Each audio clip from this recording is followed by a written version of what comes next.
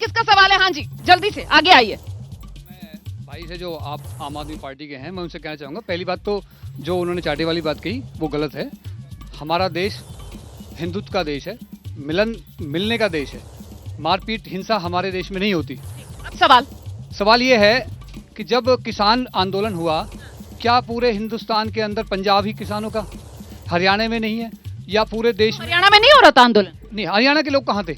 पंजाब के सबसे ज्यादा किसान थे उसमें। अच्छा, हरियाणा के लोगों का कोई लेना? हरियाणा ने तो रोका। और हरियाणा के गांव वाले जो हैं वो बीजेपी के लोगों को जाने क्यों नहीं दे रहे गांवों में? और रही किस्मों 24 फसलों की बात, आप मुझे बताओ, आप किस पार्टी होती है?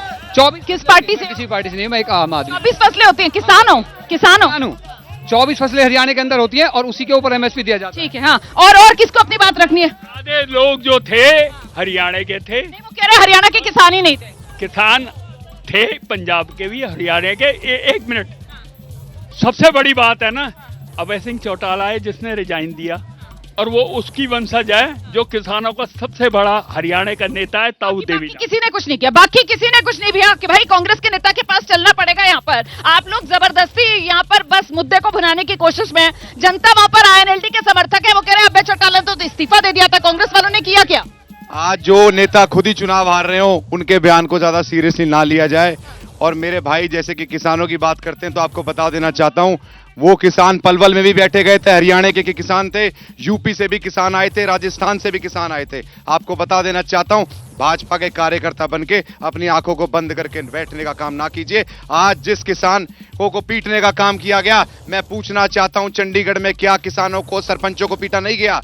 आज जिन किसानों की बातें करते हो, जिन सरपंचों की इस्तीफा किसने दिया? वो अभय चौटाला की बात कह रहे हैं, उन्होंने इस्तीफा दे दिया था। केवल एक राजनीतिक स्टंट करने का काम करते हैं, उससे ऊपर कुछ नहीं है। और अगर इस्तीफा दिया होता, आप समझिए खुद क्यों चुनाव हार जाते हैं ये बड़े बड़े आईएनएलडी के नेता। इस बार की लड़ाई क्या है? आर पार की लड़ाई है, या फिर आप किस तरीके से देख रहे हैं इस लड़ाई को? और किसानों का मुद्दा जो है वो बीजेपी वर्सेस कांग्रेस का मुद्दा बनेगा, या फिर किसानों की नाराजगी उससे बीजेपी को फायदा पहुंचने वाला है, किसानों का वोट बढ़ जाएगा? देखिए, किसी भी सरकार की इंटेंट देखना चाहिए। कांग्रेस पार्टी की सरकार तेलंगाना में है, इन्होंने जो आज हरियाणा में वादा किया, तेलंगाना में वादा किया, नतीजा क्या निकला?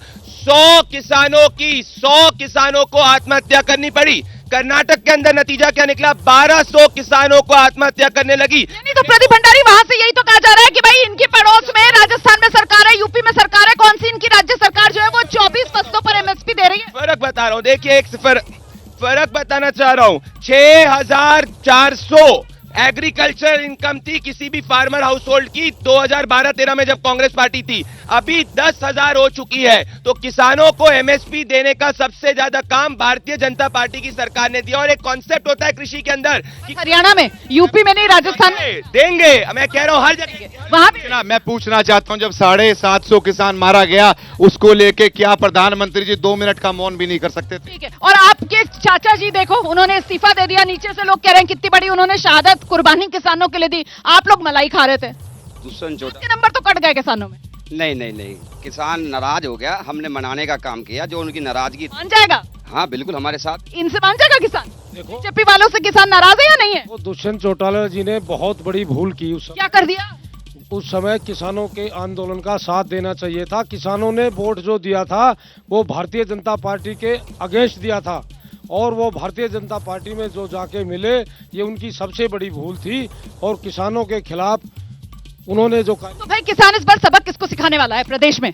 किसान बिल्कुल सबक बीजेपी को सिखाने वाला है। और आज जो ये फरीदाबाद के अंदर बात हो रही है, आपके यहाँ पे रोजगार बंद करने का काम किया है भाजपा ने। और मैं खुल के चैलेंज कहता हूँ, यहाँ पे एक फैक्ट्री है, अभी बाटा खरीदी गई, जो आप जूते पहनते हो बाटा के, वो भी इनके मंत्री ने खरीदी है, केंद्रीय मंत्री ने। बता दो, अगर नहीं है तो जवाब पूछ लो। यामा खरीद ली इन्होंने। रोजगार की समस्या? रोजगार की समस्या सबसे पहले, यहाँ बेरोजगारी सबसे ज्यादा है इस फरीदाबाद के अंदर। पूछिए इनसे, अगर ये फैक्ट्रियों के तौर पर पहचान है और रोजगार कितना बड़ा मुद्दा यहाँ पर फरीदाबाद में, हाथ उठाइए जी, कहिए क्या कहना है। माइक रहने दीजिए मेरे पास। यहाँ किसानों की बात चल रही है। मैं बीजेपी कांग्रेस से पूछना चाहूंगा, आप तेलंगाना चले गए, फरीदाबाद के अंदर एक चौक है, बीबीटीपी चौक, एक अमोलिक चौक है, आप ही के बड़े नेताओं का यहाँ नाम जुड़ता है। किसानों की जो जमीन है, कोड़ियों के भाव लेके करोड़ों रुपए का साम्राज्य खड़ा कर लिया। कैसे आपके किसान हितैषी हैं? भ्रष्टाचार के आरोप लगा रहे हैं आप। हाँ जी, ठीक है, जल्दी से आपका क्या कहना है? देखिए, ये हमारे जो मुद्दे हैं राष्ट्रीय और स्थानीय, ये हमारा राष्ट्र स्थानीय मुद्दा है। हमारी बिजली, पानी, सीवर, इनकी समस्याओं के लिए बिल्कुल हर एक तरह से बीजेपी फेल हो चुकी है। हमारे जो युवा हैं वो बेरोजगार हैं, जो बच्चे हैं सारे मुद्दे गिना दिया आपने एक साथ। हाँ जी। मैं कंगना रनौत के बारे में कहना चाहूंगा, जिसका काम हो उसी को साजे, दूसरा करे तो को बुद्धू बाजे। ये कंगना रनौत का जो कार्य है वो तो कर नहीं रही, और इसमें गलती बीजेपी। सांसद है वो, राष्ट्रीय मुद्दों पर वो अपने विचार रख सकती हैं।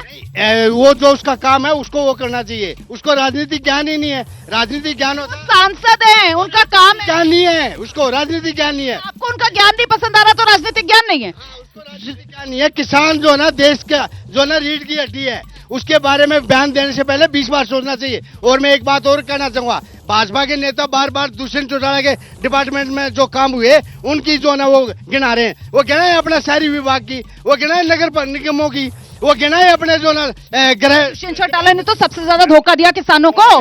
किसानों का वोट लेकर आए और कृषि कानून के टाइम पर मलाई खा रहे थे।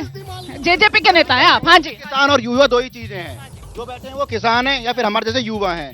किसानों की बात कर लो आप इस एरिया की, तो यहाँ पे तो युवाओं की बात करो, बेरोजगारी की बात। किसानों की बात करेंगे हम। हमारी किसानी पहले है। हमारे यहाँ पे सवाल पूछो ना। आपसे कानून की बात पूछता हूँ, यहाँ पे बिल्डिंगें बनाई जा रही हैं, बिल्डिंग बनाने के लिए जमीन कैसी होनी चाहिए, एग्रीकल्चर या फिर बंजर? अब मुझे ये बताइए पहले। बिल्कुल बंजर होनी चाहिए। लेकिन यहाँ पे बंजर जमीनें नहीं है। बीजेपी ने सारी जो बिल्डिंगें खड़ी करी हैं वो एग्रीकल्चर जमीन पर खड़ी करी हैं। ये तो तहस नहस कर रही है, मतलब बीजेपी प्रदीप भंडारी से जवाब लेंगे। और आपका क्या सवाल है? युवा पे आ जाओ आप। युवाओं का भी ये बताओ, हमारे लिए नौकरियां कहाँ पे हैं? बेरोजगारी की समस्या है। आइए आइए आगे आइए, आप बहुत देर से कुछ कह रहे हैं। मैडम पहले तो आपका फरीदाबाद की इस पावन धरती पर एबीपी न्यूज का और मैडम आपका बहुत बहुत स्वागत। Thank you. मैडम जो सब मुद्दे होने चाहिए जनता के, बिजली, पानी, सड़क, शिक्षा, स्वास्थ्य, रोजगार, आज टोटल बीजेपी फेल है सारे मुद्दों पर। ये जुमलेबाज सरकार है, कोई काम नहीं किया। फरीदाबाद को इन्होंने नरक निगम बना। ये इतनी नाराजगी बीजेपी से प्रदीप भंडारी, यहाँ पर किसान ही नहीं, रोजगार और पता नहीं भ्रष्टाचार तक के आरोप लग गए। फैक्ट्रियां वो कह रहे हैं बीजेपी वाले जो हैं वो सारी फैक्ट्रियां हड़प रहे हैं। देखिए, मैं उनके सेंटिमेंट्स को रिस्पेक्ट करता हूं, पर तथ्य क्या कहते हैं जो कांग्रेस पार्टी भी मानती है और भाजपा भी मानती है। 2013-14 में हरियाणा में 6117 फैक्ट्री थी, 2020-21 में 11,250 फैक्ट्री थी। ये गवर्नमेंट ऑफ इंडिया और सबका डेटा, मेरा डेटा नहीं है। अब पहली चीज। दूसरी देखो, आपको तथ्य में आपको सब। दूसरी बात, अगर आप बात करेंगे सरकारी नौकरी की, 10 साल में जितनी सरकारी नौकरी कांग्रेस पार्टी ने दी उससे ज्यादा हमने दी है। ठीक है। लेकिन एक हकीकत तो ये भी है ना कि बेरोजगारी का जो आंकड़ा है वो राष्ट्रीय औसत से हरियाणा में ज्यादा है। मैडम आप बहुत देर से बोल रही है, माइक पर बोलिए, आपकी आवाज नहीं जा रही। क्या सवाल है, किससे सवाल? भाजपा ने केवल हरियाणा को बर्बाद कर दिया। कैसे? जो उद्योग नगरी कही जाने वाली फरीदाबाद थी उसको बिल्कुल खत्म कर दिया इन्होंने। कैसे? अपना घर भरने का काम किया। एमसीएफ सारी इन्हों के घोटालों से भरी हुई है, जिनका आज तक भी यहाँ के मंत्री जो केंद्रीय मंत्री रह चुके हैं उन्होंने केवल अपने स्वार्थ को पूरा किया, अपनी राजनीति चलाई। भ्रष्टाचार के आरोप लगा रही हैं आप बीजेपी पर। हाँ जी मैडम, मेरा कहना यह है कि बीजेपी और कांग्रेस दोनों ही पार्टी ऐसी हैं। आज सबरे कांग्रेस के नेता सब बीजेपी के अंदर पहुंच गए हैं।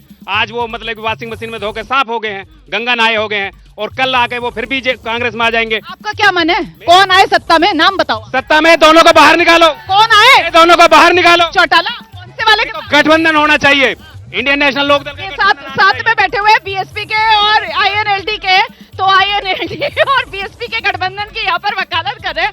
जल्दी से मैं पूछना चाहता हूं, आप कह रहे हैं फैक्ट्रियां बढ़ गई, यहाँ के केंद्रीय मंत्री से पूछिए कि आज किस हॉस्पिटल में, किस स्कूल में उनका हिस्सा नहीं। मैं पूछना चाहता हूँ, आप रोजगार की बात करते हैं, मैं खुले मन से कहना चाहता हूँ। आप राजनीति में हैं, आपने कोई केस वेस किया? आपने इस मामले को आगे बढ़ाया, आंदोलन किया इसको लेकर, या सिर्फ आपने चुनाव के लिए बचाकर रखा कि जब एबीपी न्यूज के मंच कौन बनेगा मुख्यमंत्री में मुझे मौका मिलेगा तभी मैं इस मुद्दे को उठाऊंगा? भाजपा सरकार के अग्निवीर योजना के खिलाफ भी मैंने डीसी को ज्ञापन देने का काम किया। आज मेरे किसान, मेरे गांव में कोई बच्चा सुबह दौड़ लगाता नहीं मिलता। मैं पूछना चाहता हूं, ये अग्निवीर योजना पहले 60 साल की आयु में ठीक है, जल्दी से फरीदाबाद के लोगों कौन बनेगा मुख्यमंत्री? नाम बताइए, कौन बनेगा मुख्यमंत्री? कौन बनेगा?